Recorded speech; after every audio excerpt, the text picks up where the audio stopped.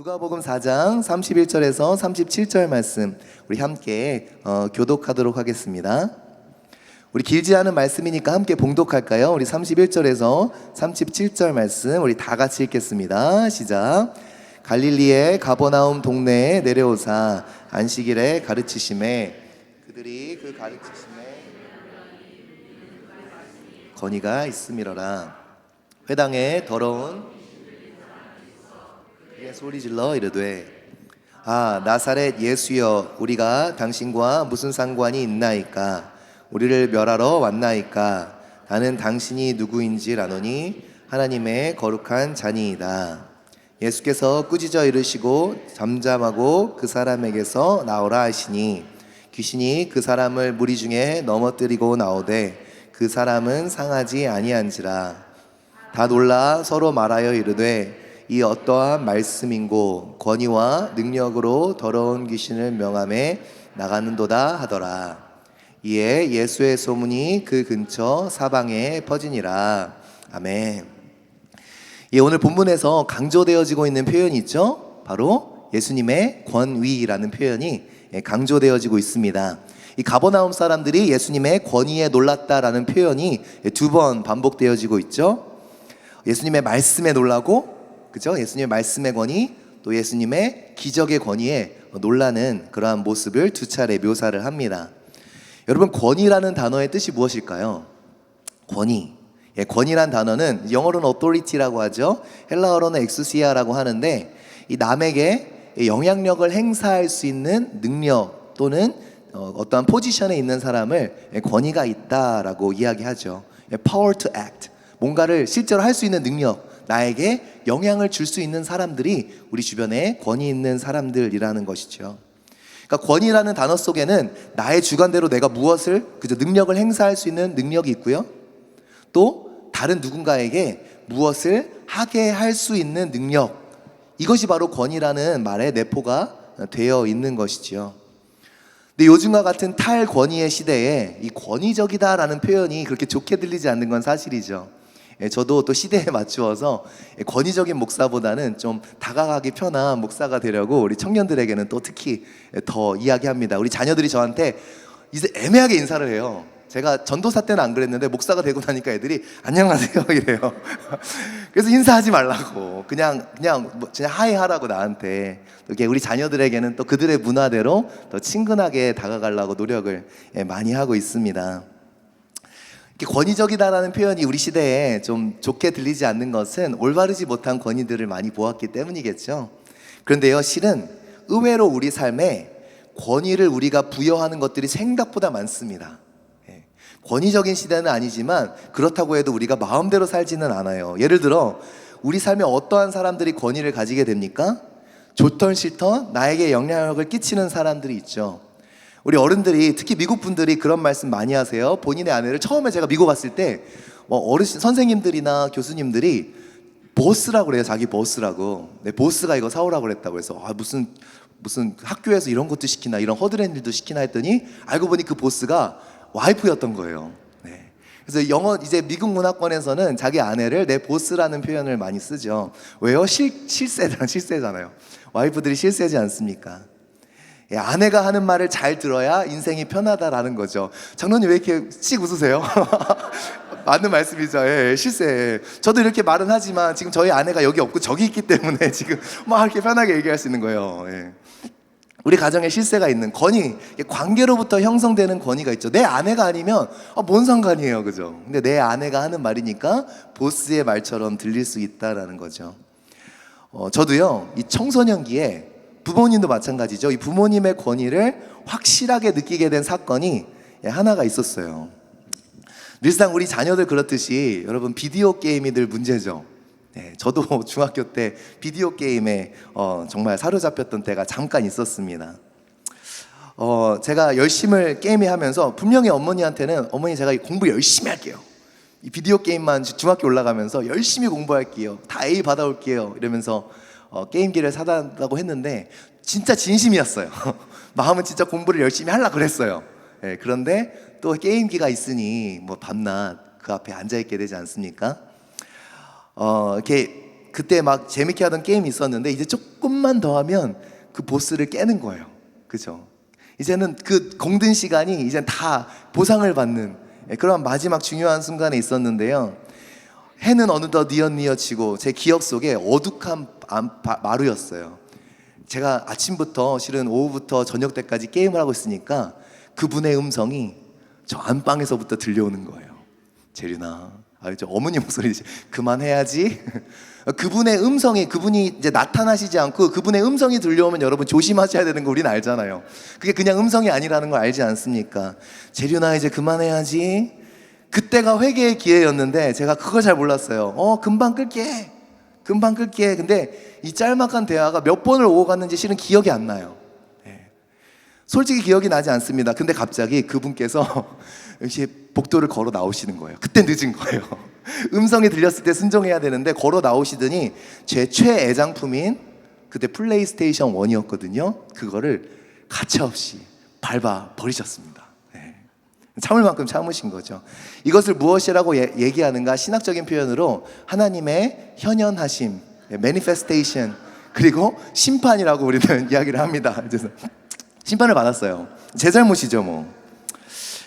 정말 1초의 망설임도 없이 어머니가 게임기를 부수시더라고요. 근데 정말 감사하죠. 그 후로 게임을 안 했어요. 게임이 재미가 없어지더라고요. 그래서 지금은 그 사건이 얼마나 감사한지 몰라요. 그런데요, 만약 제 어머니가 아니라 옆집 아주머니가 오셔서 똑같은 행동을 하셨다면 이거는 용납이 안 되는 행동이죠. 그러면 제가 그랬을 거예요. 아줌마가 뭔데 나한테 이래요? 그랬을 텐데 제가 그 상황에서 엄마가 뭔데 이래? 라고 할 수 없었던 것은 뭐예요? 게임기를 사준 분도 엄마요. 또 엄마는 제 엄마니 어머니는 충분히 그럴 만한 권위가 있으신 분이라는 거죠. 그러니까 생각외로 우리는 부모님, 아내, 근처에 있는 사람들에게 권위를 부여하면서 살고 있습니다. 그 사람의 말을 그냥 넘길 수 없는 이유는 어떻게 보면 내가 그 사람의 권위의 영향력 아래에 있다는 거죠. 꼭 상하관계를 두지 않더라도 우리는 권위, 서로에게 권위에 어떤 영향력을 미치는 거예요. 관계에서 오는 권위가 있습니다. 또 어떤 권위는 자리에 대해서, 포지션에 의해서 주어지는 권위가 있어요. 제가 아이를 학교에 데려다 주러 가면은 가끔씩 경찰이 딱 이렇게 서 있어요. 경찰 차를 타고 있잖아요. 서고 있다가 딱 스피드가 넘잖아요. 간단해요. 딱 짚더니 딱 이렇게 들어오라 그래요. 그럼 차가 그냥 들어와요. 그걸 보면서 야, 대단하다. 제가 거기서 암만 해도 오겠어요? 그 경찰이라는 유니폼을 입고 있으니까 사람들이 순복을 하는 거죠. 그 사람의 어떠함이 아니라 그 사람이 가진 자리, 포지션 때문에 우리가 권위를 부여하기도 합니다. 또 마지막으로는 어떠한 개인이 가진 특별한 능력 때문에 권위를 부여하죠. 여러분, 조기 축구에 가면 누가 권위자일까요? 나이 많은 사람? 우리가 대우는 하지만 축구장에서 권위자는 공을 제일 잘 차는 사람. 골프장에서 권위자는 누구예요? 공을 제일, 여러분 아시잖아요. 내가 가서 여기 내가 나이가 몇인데, 그게 아니라 골프를 잘 치는 사람이 골프장에선 권위자가 되는 것 아닙니까? 분야마다 권위자가 있어요. 요즘 말로는 인플루언서라고 하죠.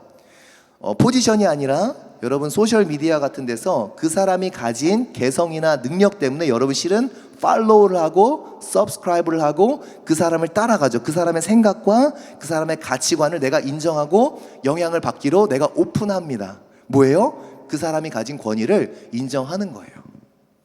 그 분야에 있어서 그 사람이 나에게, 그 사람은 크레더블하다고, 그죠? 이렇게 크레딧을 줄 수 있는 사람이라고 내가 그 사람을 권위를 인정하는 거죠. 확인해 보지도 않고 그 사람이 말한 건 그런가 보다 따르잖아요. 그죠? 내가 서브스크라이브 한 사람들, 그죠? 어떤 면에서는 권위를, 상당한 권위를 부여해 주는 것이죠. 실제로 생각보다 우리는 권위적인 것을 싫어한다고 하면서도 우리의 삶의 여러 부분에서 많은 권위를 인정하면서 살고 있다라는 거죠. 이런 말씀을 왜 드릴까요? 그렇다면 우리가 돌아봐야겠죠. 그럼 예수님은 정작 우리 삶에서 어떠한 권위를 가지고 계시냐라는 거죠.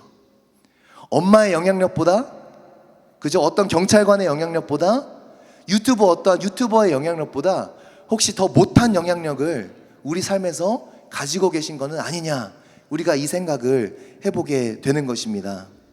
우리가 그릇된 길로 나아가지 않도록 잡아주시는 부모의 권위처럼 정말 내가 죄의 길로 나아가지 않도록 예수 그리스도의 말씀이 내 가운데 오늘 권위 있는 말씀으로 역사하고 계시냐라는 거죠.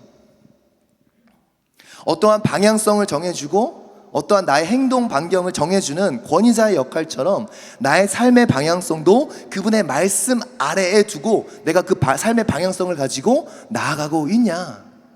정말 예수님 우리 말 많이 하고 좋아하고 믿기도 하고 막 예수님 없이는 못 살아요 얘기하지만 정말 예수 그리스도께서 가져야 하실 내 삶의 권위를 그분께 드리고 살고 있는가? 이 질문을 우리에게 해보게 됩니다. 누군가를 팔로우 하잖아요. 그러면 그 사람이 올린 포스팅과 업로드한 비디오 맨날 보잖아요. 그것처럼 우리 삶을 말씀에 서브스크라이브 했나요? 맨날 예수 그리스도께서 오늘은 무슨 말씀을 주실까? 나를 향한 삶의 뜻은 무엇일까? 예수님은 어떠한 영향력을 나에게 오늘 끼쳐주시기 원하실까? 내가 예수님의 말씀을 매일매일 팔로우하고 있는가? 그냥 인스타그램 피드가 아니라, 그죠? 예수님의 말씀이 나를 피드하고 있는가? 도대체 예수님의 말씀은 나에게 어떠한 권위로 오늘 다가오고 있는가? 이 부분을 우리가 냉정하게 짚어봐야 하지 않겠습니까? 여러분 삶에서 어떠세요? 예수님이 정말 최고의 권위를 가지신 분이십니까? 어떤 유튜버가 나한테 너무 좋은 말을 해줬어요. 근데 말씀이랑 다르면 가감하게 없애버리실, 무시해버릴 그런 준비가 돼 있으세요? 어떤 직장에서의 가치관들 있잖아요. 그죠? 이 세상을 살아가기에 유용한 가치관들 있잖아요. 그 가치관들, 세상이 말하는 way of doing 있잖아요. 방법 있잖아요. 근데 그것이 성경적이지 않을 때 내가 가차없이 그것을 돌아설 그러한 권위, 말씀의 권위를 내 삶에 인정하면서 살고 있는가라는 거죠. 정말 그분의 말씀이 나의 삶에서 영향력을 행사하고 있는지, 예수님을 믿는 모습이 그래야 하지 않을까 생각이 드는 겁니다. 오늘 본문에서 예수님께서는 갈릴리 가버나움으로 가십니다. 여러분 지난주 본문에서 예수님께서 어디 계셨죠?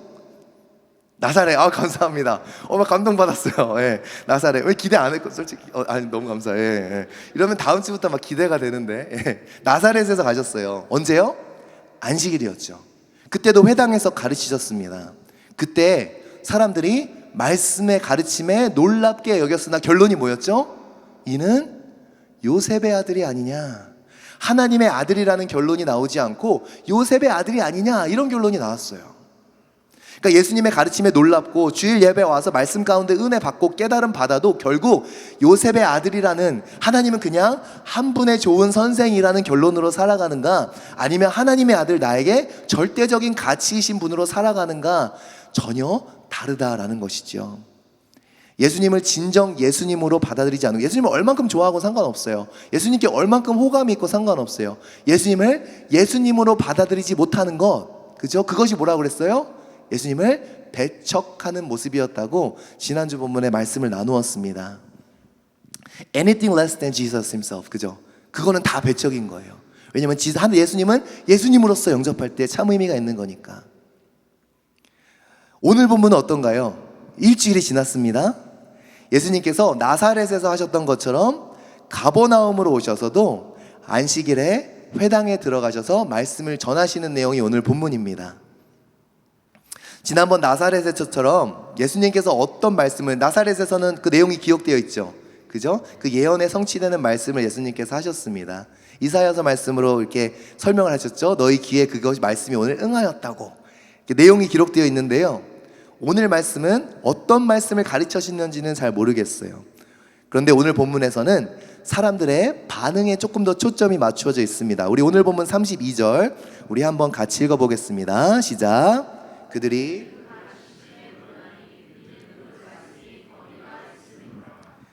사람들이 예수님의 권위에 놀라는데요.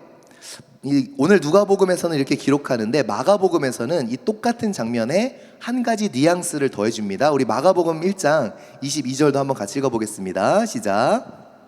두 사람이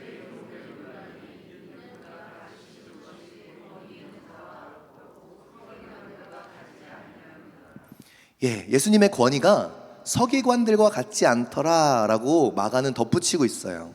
왜 갑자기 서기관들을 비교할까요? 서기관들이 누굽니까? 한마디로 얘기하자면 세번역 성경에서는 율법학자라고 번역을 해요. 그러니까 지금은 목사들이 주일에 말씀을 전하듯이 그 당시에는 서기관들, 율법학자들이 안식일에 회당에서 말씀을 가르치고 강론하는 일을 했습니다. 일명 토라 프로페서라고 할 수 있죠. 율법학자. 성경 교수 같은 사람들이었어요. 일평생을 그냥 말씀을 연구하고 말씀에 진심인 사람들, 그러니까 사회적으로 상당히 존경받던 믿음이 좋은 사람들이라 라고 생각하던 그러한 사람들이었습니다. 그 당시 말씀의 권위자로 여기는 거예요. 여러분도 우리 그런 사람 있잖아요, 그죠? 어떠한 분야의 권위자들 있잖아요. 뭐 AI 분야의 권위자다, 뭐 의료 분야의 권위자다, 이런 권위자들 있지 않습니까? 근데 말씀의 권위자로 여겨지던 율법 학자들이 비교될 수 없을 정도의 권위가 예수 그리스도의 가르침 속에 있었다라고 마가는 더해주고 있어요. 무엇이 다른 것일까? 그가 가르치는 것이 권위 있는 자와 같고, 어디에 마가는 초점을 맞추고 있습니까? 예수님이라는 그분. 그러니까 서기관들을 이렇게 풋다운하는 게 아니라 폄하하는 게 아니라 서기관들과는 차원이 다른 예수님 안에 무엇인가 특별한 것이 있었다라는 것이죠. 마틴 로이드 존스 목사님은 Preaching and Preachers라는 책에서 이렇게 말씀하십니다. 참된 설교는 결국 하나님의 일하심입니다. 그저 사람이 하는 말이 아니라 하나님께서 그를 사용하시는 겁니다.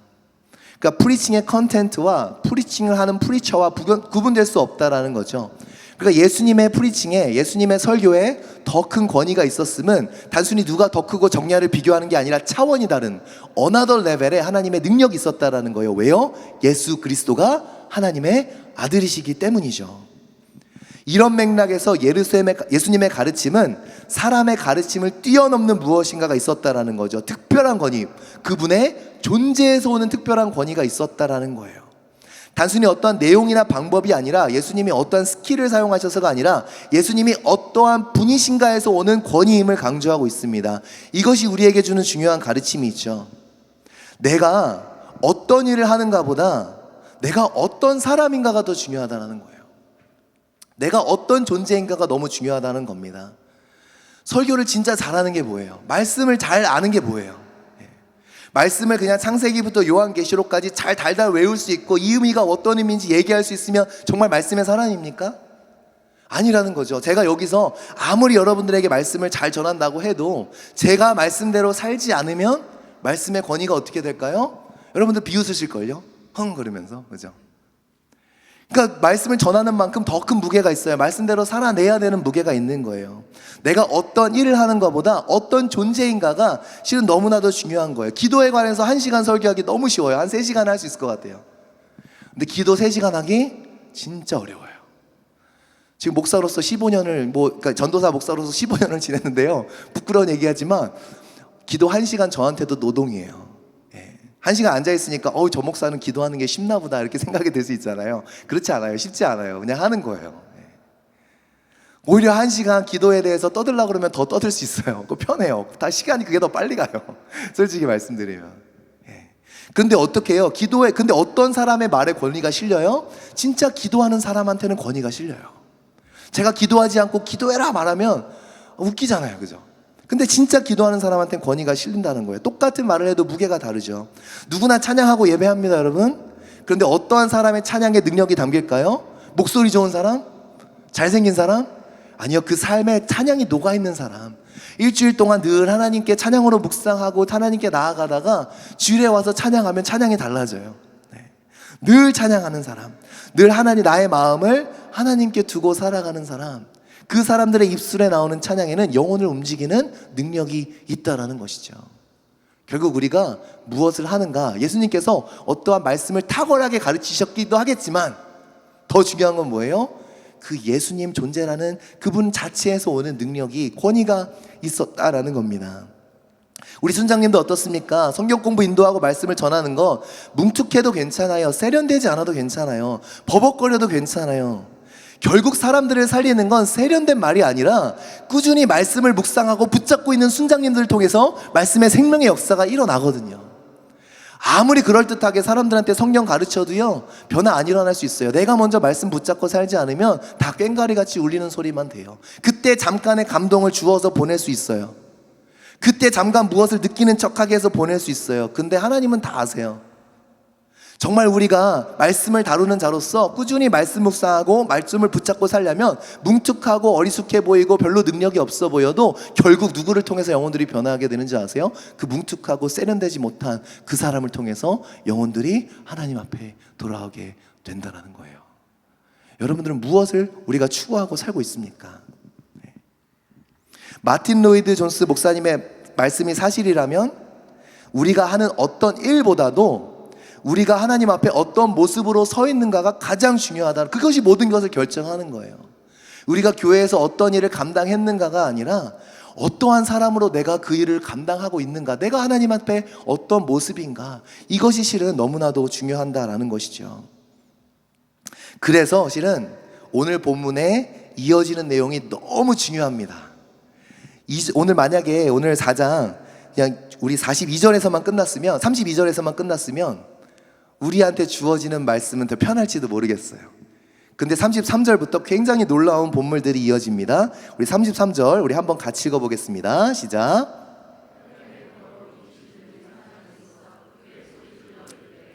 예수님이 가르치시니까 갑자기 회당에 있었던 더러운 귀신 들린 사람이 갑자기 소리를 지릅니다. 왜 지를까요? 숨어 있어야지, 그죠? 여러분 너무 성경을 단편적으로 평면적으로 보지 마시고 좀 나를 그 안에 들여넣어 보세요. 왜 갑자기 귀신 들린 사람이 왜 어텐션을 자기한테 끌고 올까요? 갑자기 저분 예수님이, 더 이상한 거는 그 귀신이 하는 말이에요. 우리 34절 한번 같이 읽어보겠습니다. 시작.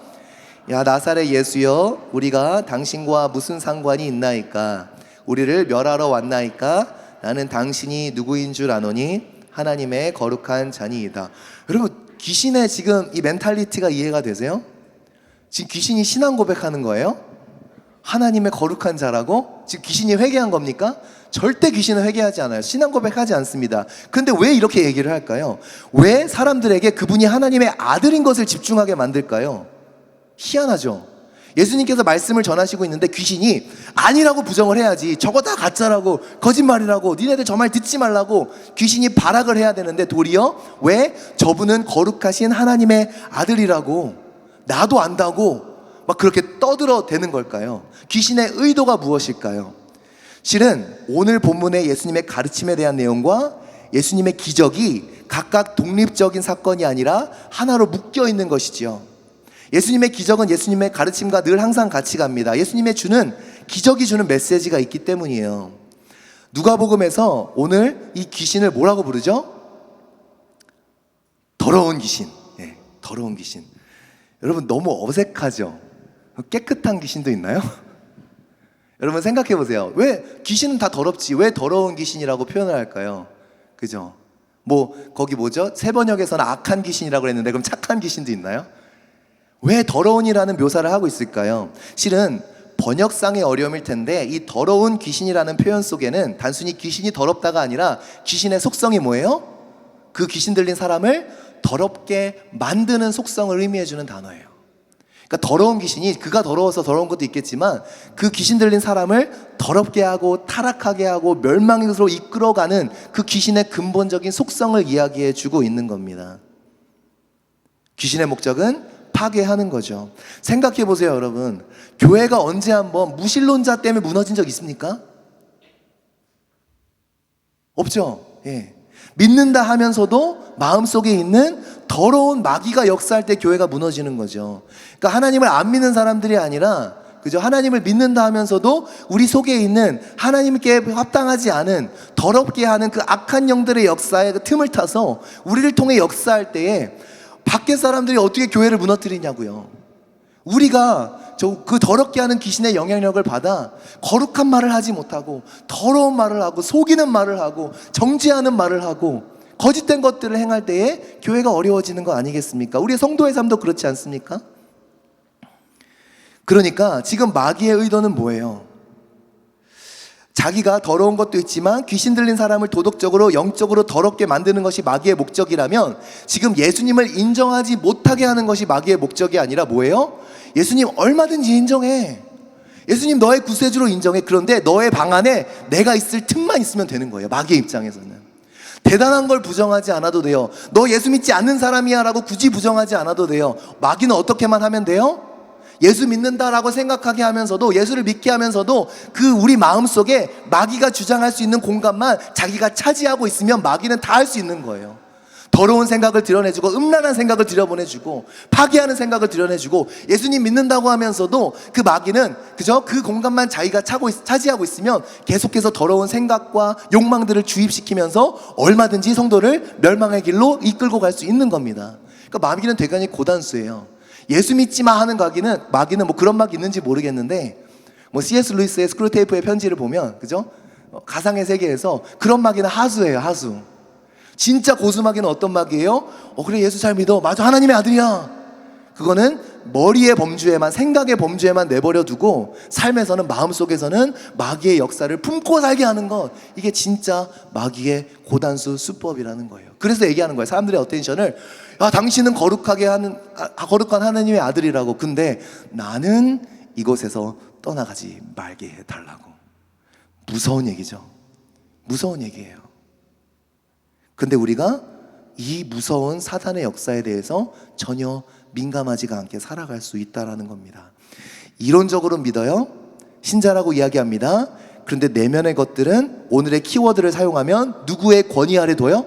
내 내면의 것들은 예수님을 믿는다고 하면서 예수님의 권위에 내 속사람을 두는 것이 아니라 이 세상 것들, 악한 것들, 마귀의 것들에 권위를 더 주면서 살아가요. 마귀의 속셈은 예수를 부정하는 게 아니라 자기의 권위 아래 우리를 두게 만드는 것. 근데 예수님께서는 어떻게 하시죠? 그 더럽게 하는 귀신을 내어 쫓으십니다. 그러니까 오늘 본문의 내용을 통으로 보면 무슨 뜻이 담겨 있을까요? 그 예수님의 가르침에는 어떠한 능력이 있다고 말해주고 있습니까? 귀신 들린 자에서 그저 귀신들을 쫓아냈어요. 우리를 얽어매던 그 악한 세력들, 그러니까 예수님의 말씀, 예수님의 가르치심은 단순히 우리가 뭔가를 깨닫고 느끼고 뭔가를 배우는 그러한 것들을 넘어서서, 그것도 좋지만 그걸 넘어서서 어떤 능력이 있냐? 죄에서 우리를 해방시키는 능력이 있다는 거예요. 예수님의 가르침이 지금 누가는 이 말을 하고 싶은 거예요. 단순히 서기관들처럼 성경을 잘 표현해주고 잘 느끼고 잘 이렇게 이해할 수 있게 도와줬다라는 예수님의 탁월함이 아니라, 예수님의 가르침에는 어떤 권세가 있어요? 나를 올가매던 증오의 문제들, 나를 올가매던 정욕의 문제들, 또 내쫓지 못하던 욕심의 문제들로부터, 이 마귀의 역사로부터 어떻게 하는 능력이 있다고요? 예수 그리스도의 말씀에는 해방시키는 능력이 있다고요. 이 능력이 예수 그리스도의 가르침 안에 있다는 겁니다. 우리를 더럽히는 모든 것들로부터 우리를 깨끗게 하는 능력. 그런데 왜 성도의 삶에 이 역사가 안 나타나는 거예요? 왜요? 그 말씀의 권위 앞에 나를 진짜 두지 않았기 때문이죠. 마음으로 예수 그리스도를 믿는다고 하지만, 하나님의 말씀이라고 하지만, 진짜 하나님이 나의 하나님으로서의 권위를 가지신 분인가? 묵상은 혁명이다라는 책에서 김영보 목사님이 이런 말씀을 하셨습니다. 우리 한번, 제가 읽어드릴게요. 우리 천천히 읽어드릴게요. 한번 곱씹어 보세요. 제가 예전에 세미나를 갔다가 너무 마음에 다가와서 몇 번 인용을 했어요. 실은 몸의 관성을 거슬러 하나님 앞에 조용히 머물러 앉아 하나님에 대해 생각하고 그분의 말씀을 묵상하며 그분이 하신 일을 기억할 때 무질서하게 흩어졌던 우리의 마음은 차분히 가라앉고 하나님을 향해 방향을 잡는다. 마음 안에서 서로 주도권을 잡기 위해 싸우던 거친 욕망들은 힘을 잃고 잦아든다. 예수님 말씀의 권위에 어떤 게 생겨요? 마귀가 떠나가는 역사가. 그게 말씀 묵상의 능력이라는 거예요. 마귀가 주장하던 내 마음, 악한 것들이 막 이렇게 돋구는 그 마음들, 그쵸? 거친 욕망들, 그것이 무엇이 잠재운다고요? 하나님의 말씀이 잠재운대요. 마귀를 쫓아내는 역사가 말씀 가운데 있다라는 겁니다. 왜 묵상은 혁명이다라고 표현했을까요? 혁명과도 같은 역사가 성도의 삶에 일어나요. 무엇을 통해서? 말씀을 통해서. 가히혁명적이에요, 묵상은. 왜요? 우리의 근본을 바꿔놓기 때문입니다. 이것이 말씀의 권위를 인정하는 성도의 삶이라는 것이죠. 여러분, 이러한 혁명을 내 안에서 경험해 보신 적 있습니까? 네. 이런 혁명을 경험하셔야 돼요. 누가복음 4장 35절에서 이렇게 말씀합니다. 우리 한번 같이 읽어볼게요. 시작. 예수께서 꾸짖어 이르시되 잠잠하고 그 사람에게서 나오라 하시니 귀신이 그 사람을 무리 중에 넘어뜨리고 나오되 그 사람은 상하지 아니한지라. 참 사람이 마귀는 막 협박해요. 너 죽을 거야. 내가 널 떠나면 널 죽을 거야. 그죠? 돈 없으면 망하는 것 같고, 내가 이 분노를 참으면 내가 속 터져 죽을 것 같고, 그죠? 사탄은 늘 얘기해요. 그거를 내려놓으면 넌 죽는 거라고. 근데 예수님께서 나와라 하시니 어떻게 해요? 그 사람이 상해요, 안 상해요? 안 상해요. 도리어 살아나요. 해방돼요. 자유함을 경험하게 되는 겁니다. 죽을 것 같은데 절대 안 죽어요. 말씀 따라가면 죽을 것 같은데 절대 안 죽어요. 내가 손해볼 것 같은데 절대 안 봐요. 좁은 길인데 살아납니다. 말씀의 권위를 인정하려고 그러면 어떤 마음이 들 것 같아요? 불안해요. 맞아요. 내가 정말 말씀 따라 살다가 어떡하지? 우리 가족 내앗는 거 아니, 바깥으로 이렇게 내앗는 거 아닐까?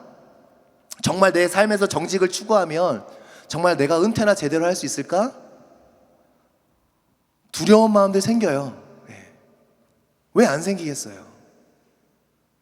그런데요, 그 마음을 계속 품고 있으면 도리어 그게 죽어가는 거예요.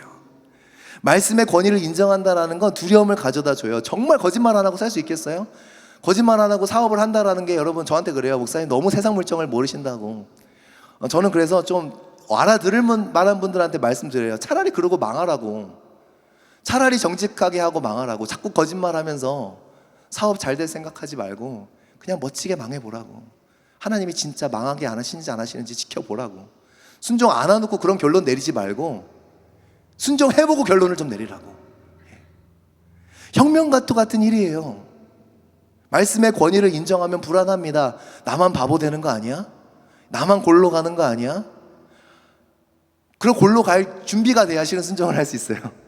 말씀대로 따라 살 준비가 돼 있어야 실은 순종을 할 수 있는 거죠. 그런데 여러분, 이 말씀을 믿음으로 받아들이세요. 넘어뜨리고 나와도 절대 상하지 않는다라는 거예요. 상하지 않습니다. 여러분, 하나님의 말씀을 하나님의 말씀이라고 고백하시는 의미가 뭐예요?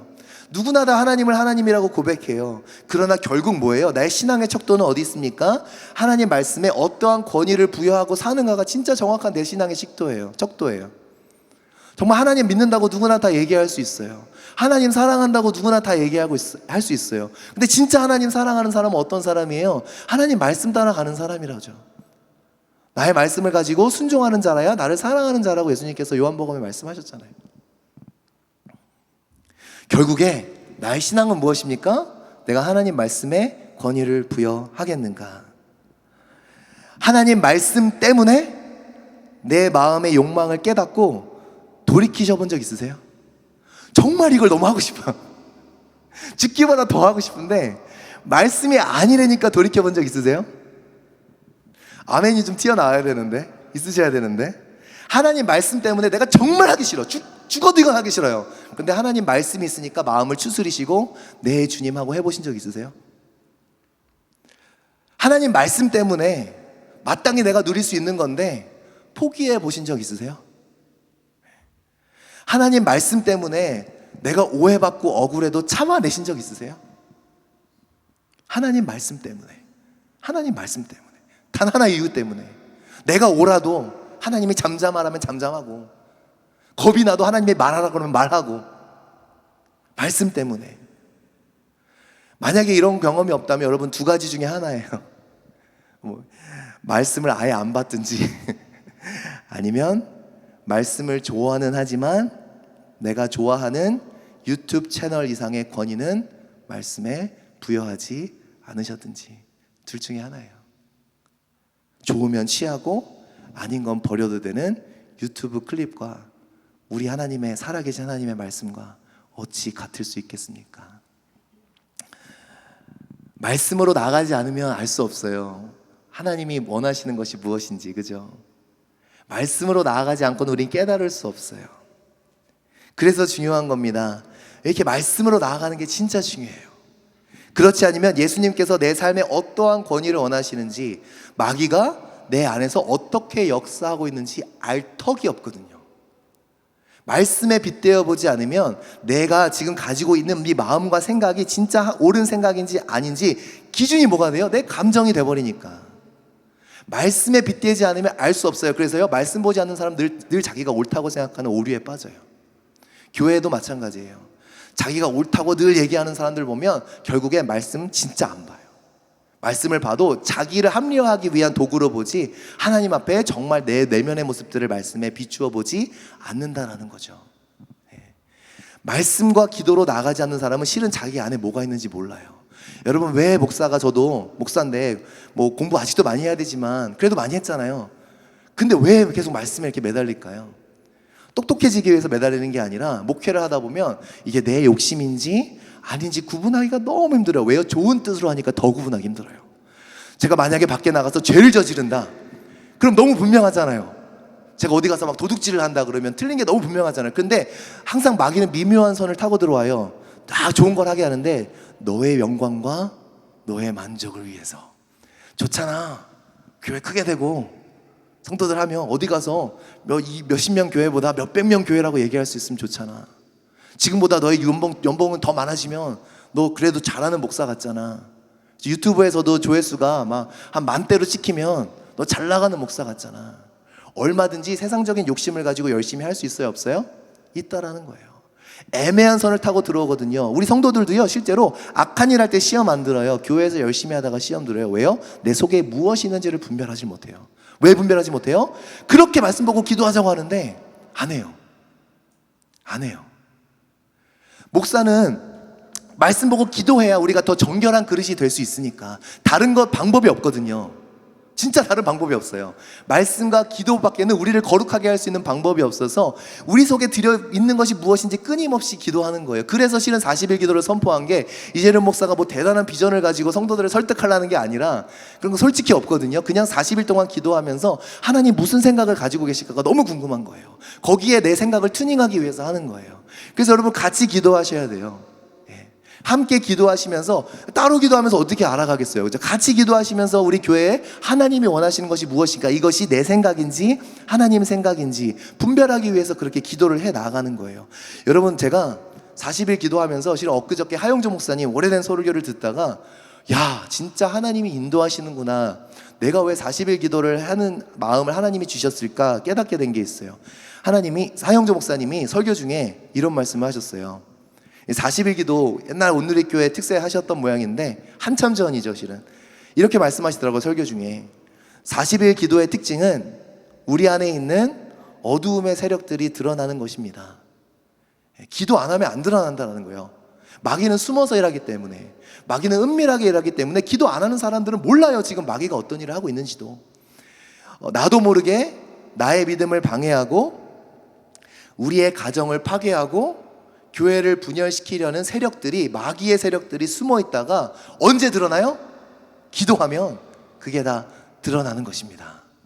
하영조 목사님 이렇게 설교하시면 깜짝 놀랐어요. 아, 하나님이 우리 교회를 거룩하게 만드시려고. 저도 이해가 안 되거든요. 저도 솔직히 힘들거든요.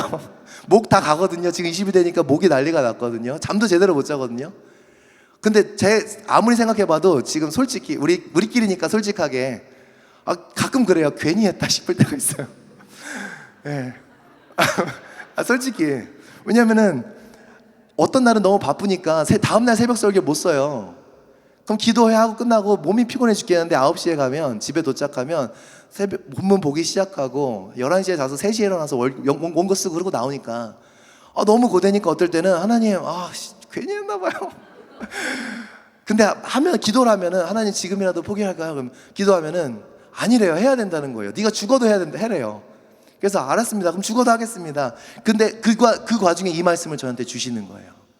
아, 하나님이 다른 사람을 위해서 하게 한 게 아니라 나를 위해서 하게 하셨구나. 교회 시작하면서 어떠한 사람의 욕망이나 야망으로 하지 말라고. 내 안에도 얼마든지 틈타고 들어올 수 있는 마귀의 역사들을 네가 분별하고 걸러내야 된다고. 그래서 저를 위해서 40일 기도를 시작하게 하셨구나. 이 깨달음이 온 거죠. 여러분, 어떻게 기도 안 할 수 있는 담대함이 생겨나세요?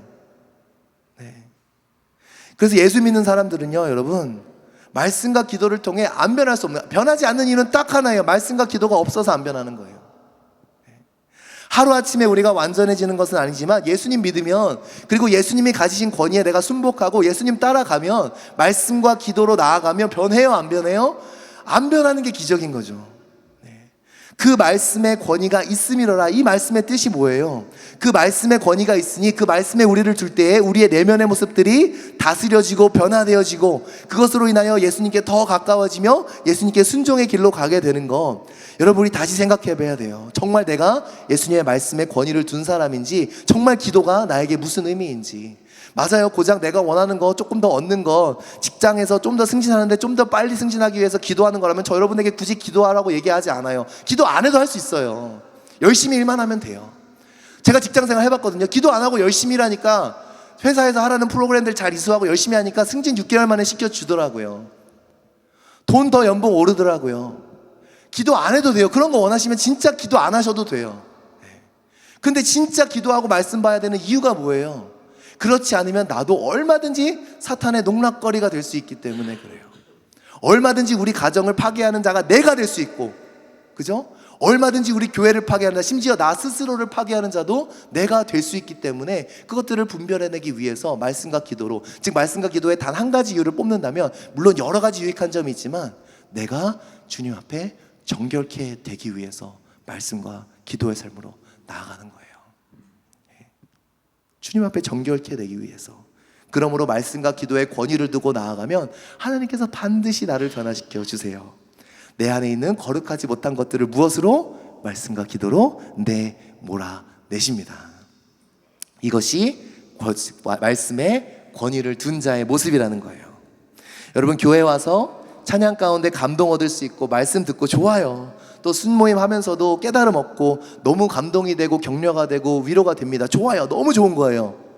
실은 너무나 귀한 건데, 문제는 이러한 경험들을 소유하는 것이 믿음이 아니라는 것을 꼭 기억하셔야 돼요. 인스타그램에 내가 은혜 받은 것을 모아두는 삶이 은혜가 아니고요. 여러분, 만약에 우리의 신앙을 인스타그램 포스팅으로 신앙의 한 장면을 모아둔다면, 그 신앙의 한 장면에 내가 은혜 받은 것도 있어야겠지만 뭐가 있어야 돼요? 말씀 때문에 순종한 포스팅 하나하나가 삶에 채워져 가야 된다는 거예요. 그게 성도의 삶이라는 거예요.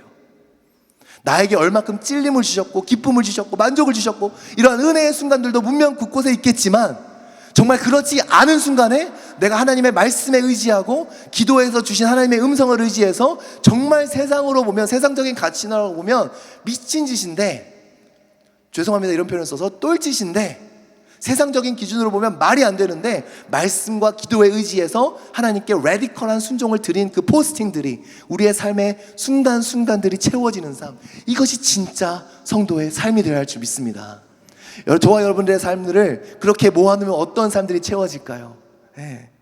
그러한 삶이 채워졌으면 참 좋겠어요. 감동받고 은혜 받은 사건도 있어야겠지만, 내가 주님께 드리는 순종한 추억들로 채워가시는 그러한 말씀의 권위를 둔 저와 여러분 되기를 주님의 이름으로 축원합니다. 권위 앞에 무릎 꿇으셨죠? 그러면 삶의 한 절 한 절을 그분의 말씀을 따라 써나가시는 그러한 귀하고 복된 인생 살아가시는 저와 여러분 되기를 주님의 이름으로 축원합니다. 믿음은 태도입니다. 믿음은 소유하는 것이 아니라 예수님 앞에서 어떠한 태도를 가지고 살아가는가가 믿음이기에, 오늘도 말씀의 권위에 순복하며 살아갈 수 있는 저와 여러분 되기를 주님의 이름으로 축원드립니다.